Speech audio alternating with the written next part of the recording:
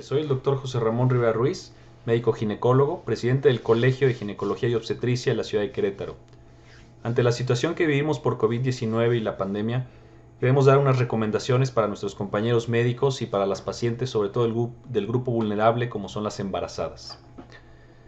Nosotros sabemos que las pacientes embarazadas pues no podemos cortar la tensión, no podemos alargar los embarazos, por lo cual es importante tener el flujograma de qué debemos de hacer con cada una de nuestras pacientes.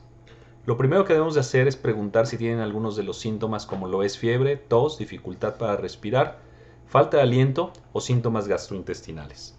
A partir de ahí nosotros vamos a evaluar los riesgos o en qué riesgo está cada paciente. Si no tienen ninguno de los síntomas anteriores, podemos considerar una paciente sin riesgo y el control prenatal debe ser el habitual. Si contestara que sí tiene alguno de los síntomas, debemos de hacer una evaluación de la enfermedad. Esto es si tiene dificultad para respirar o falta de aliento, si termina una oración sin jadear o tiene la necesidad de hacer pausas para recuperar el aliento, si cuando tose expulsa más de una cucharadita de sangre, si tiene un nuevo dolor o presión en el pecho cuando tose, si muestra signos de deshidratación como mareos al estar de pie, o si puede responder normal o se confunde cuando contesta. Si la paciente contestara que sí a alguna de las preguntas anteriores, nosotros debemos considerarla como una paciente de alto riesgo, por lo cual es indispensable acudir a un departamento de urgencias obstétricas. Debemos de enviar a la paciente a un lugar donde pueda aislarse, evitar en su mayoría el contacto con otras personas y seguir los protocolos locales de control infeccioso, así como el uso de equipos de protección personal.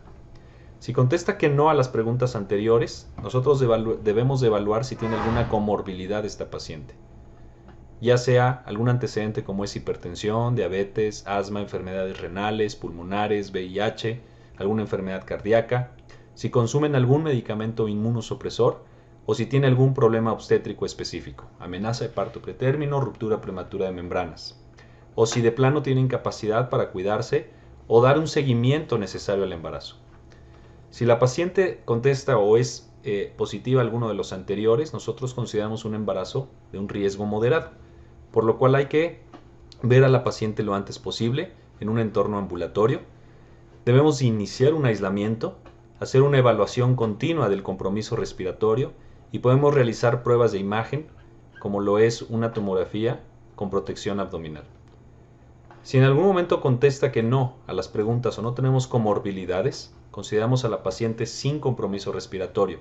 Entonces es una paciente de bajo riesgo y debemos derivarla para recibir una atención sintomática en el hogar, incluida la hidratación y el descanso, así como control de la sintomatología y las precauciones obstétricas de rutina. Si en algún momento la paciente contestará que tiene un riesgo moderado, con el compromiso respiratorio, debemos de ingresarla a un hospital para evaluar y tratarla y así darle también lo que es el aislamiento, continuar las guías de control infeccioso y también el uso de equipo personal de protección. Es importante que las pacientes embarazadas se aíslen lo más posible en esta contingencia. En algún momento, si tienen disminución de los movimientos fetales, tienen sangrado vía vaginal o tienen actividad uterina, contracciones, deben de hablarle a su médico y deben de ser evaluadas desde el punto de vista obstétrico, sin olvidar los síntomas anteriores y las preguntas para poder hacer una evaluación respiratoria. No olviden quedarse en casa ante esta contingencia y también acercarse a su médico ante cualquier duda o pregunta o hablar a las líneas que ofrece el gobierno del estado en los call centers. Muchísimas gracias y apóyennos quedándose en casa.